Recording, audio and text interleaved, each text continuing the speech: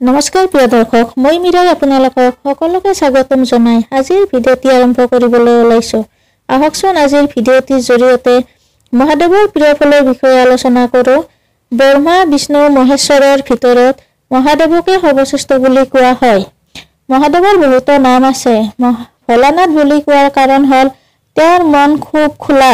তেওঁ ভক্তসকলৰ ভক্তিত সহজতে প্ৰসন্ন হয় আৰু খুব সহজতে তেওঁ ৰুষ্ট নহয়। অলপমান গংগাজল, বেলপাত তেওঁক ভক্তিভাৱে অৰ্পণ কৰিলেই তেওঁ সন্তুষ্ট হয়। অলপতে সন্তুষ্ট হোৱাৰ কাৰণে তেওঁক আশুতোষ বুলিও কোৱা হয়। শিৱ পূজাত আমি সকলোৱে মহাদেৱৰ চৰণত ফুল ফল অৰ্পণ কৰোঁ। আপোনালোকে মন কৰিব, সকলো দেৱ দেৱীৰ তুলনাত হিন্দু ধৰ্মত মহাদেৱৰ পূজা কিন্তু সকলোতকৈ বেলেগ। মাজৰাতি 4 প্ৰহৰত মহাদেৱক পূজা কৰা হয়। প্ৰিয় দৰ্শক, মহাদেৱৰ পূজাত আমি যিবোৰ উপকৰণ ব্যৱহাৰ কৰোঁ, সাধাৰণতে সেইবোৰ বেছিভাগেই জংঘল বা জংঘলৰ আশে-পাশে হয়।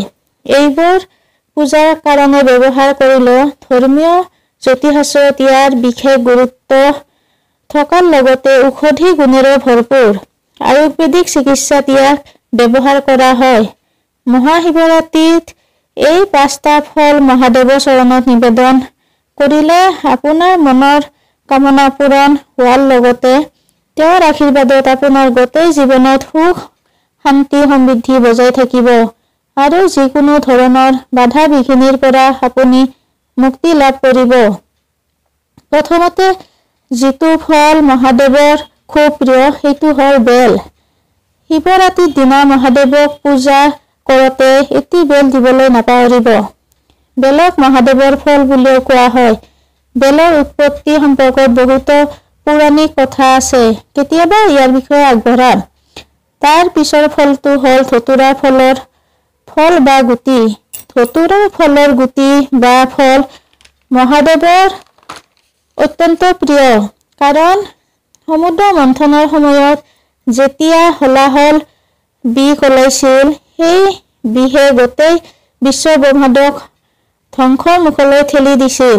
তেতিয়া মহাদেৱৰ তেওঁৰ কণ্ঠত সেই হলাহল বিষ ধৰি ৰাখিছিল আৰু এই জগত সংসাৰক তেওঁ ৰক্ষা কৰিছিল। বামন পুৰাণৰ পৰা আমি জনা মতে মহাদেৱৰ বুকুৰ পৰা উৎপত্তি হৈছিল ধতুৰা ফুলৰ গছৰ। ধতুৰা ফুল বা ধতুৰা গুটি দুয়োটাই বিষাক্ত, যদিও আয়ুৰ্বেদ অনুসৰি বহুতো ৰোগ প্ৰতিষেধক সঠিক পৰিমাণত ইয়াৰ ব্যৱহাৰ কৰিব লাগে। ধতুৰাৰ ফুল বা গুটি মহাদেৱৰ পূজাত অৰ্পণ কৰা হয়।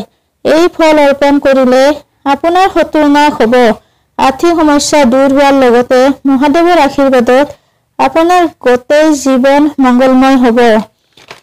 আপুনি শিৱৰাত্ৰিত মহাদেৱক নাৰিকল নিবেদন কৰিব পাৰে, কিন্তু সেইটো গোটা নাৰিকল হ'ব লাগিব। নাৰিকল দুফাল কৰি কেতিয়াও তেওঁৰ পূজা নকৰিব। নাৰিকল হিন্দু ধৰ্মৰ এটি পবিত্ৰ ফল। আমি সকলো পূজাতে নাৰিকল ব্যৱহাৰ কৰোঁ। নাৰিকলে ব্ৰহ্মা, বিষ্ণু, মহেশ্বৰক প্ৰতিনিধিত্ব কৰে। ভগৱান বিষ্ণুৰ পূজাত কৰোঁতে আমি নাৰিকল দুভাগ কৰি টুকুৰা টুকুৰা কৰি কাটি দিব পাৰোঁ, কিন্তু মহাদেৱৰ পূজাত কেতিয়াও নিদিব। যিটো ফলেই নিদিয়ক কিয় গোটাকৈ দিব। আপুনি ভুলতে নাৰিকল বা ডাবৰ পানী মহাদেৱক অৰ্পণ নকৰিব। শিৱৰাত্ৰিত আপুনি কল নিবেদন কৰিব পাৰিব। কলো হিন্দু ধৰ্মৰ পবিত্ৰ ফল হিচাপে জনা যায়। কলৰ লগতে কলগছ, কলৰ পাতো পূজাত ব্যৱহাৰ কৰা হয়। এই ফলটিও আপুনি গোটাকৈ দিবলৈ চেষ্টা কৰিব। 5 নম্বৰ ফলটো হ'ল ৰুদ্ৰাক্ষ। এই ৰুদ্ৰাক্ষ ফলৰ গুটিৰ মালাও দিব পাৰিব। ৰুদ্ৰাক্ষ গছ মহাদেৱৰ চকুৰ পানীৰ পৰা উৎপত্তি হৈছিল বুলি জনা যায়। সেইকাৰণে এই ফলটি মহাদেৱৰ বহুত প্ৰিয়। শিৱৰাত্ৰিত মহাদেৱৰ চৰণত এটি হৰেয় ৰুদ্ৰাক্ষ দিবলৈ নাপাহৰিব। প্ৰিয় দৰ্শক, ভিডিঅ'টি ভাল লাগিলে মটিভেশ্যন কোৱাটছ বাই মীৰা চেনেলটো ছাবস্ক্ৰাইব কৰিবলৈ নাপাহৰিব। লগতে লাইক, শ্বেয়াৰ আৰু কমেণ্ট কৰিব।